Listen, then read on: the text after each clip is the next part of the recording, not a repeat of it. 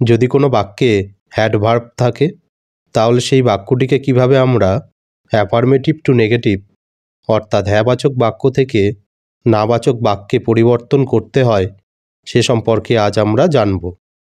কোনো বাক্যে অ্যাডভার্ব থাকলে এবং সেই অ্যাডভার্বটিকে যদি আমরা অক্সিলারি ভার্ব বা সাহায্যকারী ক্রিয়া হিসাবে ধরে নিই তাহলে তারপরে নট এবং নোকে বসিয়ে নেগেটিভ করতে পারি।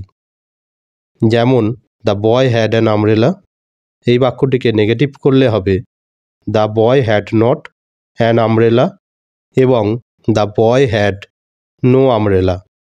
তাহলে এখানে দেখো আমরা দ্য বয় সাবজেক্টটিকে প্রথমে বসিয়েছি, তারপরে অ্যাডভার্বটিকে আমরা অক্সিলারি ভার্ব বা সাহায্যকারী ক্রিয়া হিসাবে ধরে নিয়ে হ্যাডের পরে নট এবং নোকে বসিয়ে নেগেটিভ করেছি।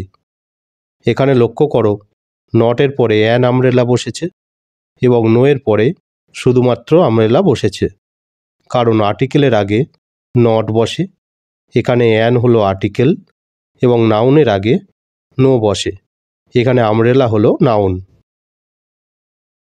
যদি আমরা অ্যাডভার্বটিকে মেন ভার্ব বা প্রধান ক্রিয়া হিসাবে ধরি তাহলে নেগেটিভ করার সময় আমাদের একটি অক্সিলারি ভার্ব বা সাহায্যকারী ক্রিয়ার প্রয়োজন হয়।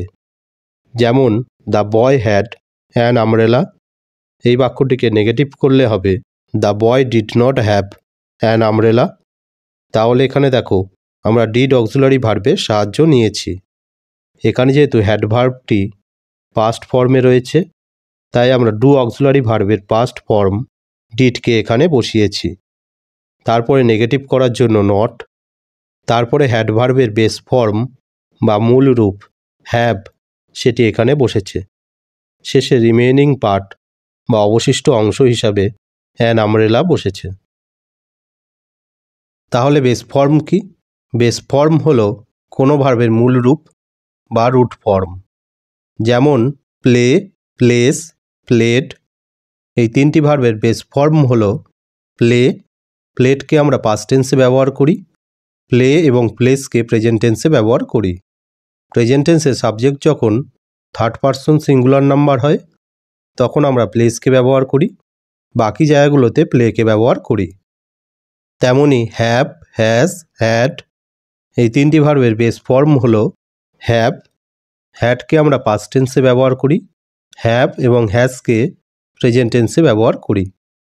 প্রেজেন্ট টেন্সে সাবজেক্ট যখন থার্ড পারসন সিঙ্গুলার নাম্বার হয় তখন আমরা হ্যাজকে ব্যবহার করি, বাকি জায়গাগুলোতে হ্যাভকে ব্যবহার করি। তাহলে হ্যাভ, হ্যাজ, হ্যাড এই তিনটি ভার্বের বেস ফর্ম হলো হ্যাভ, যেটি নটের পরে বসেছে।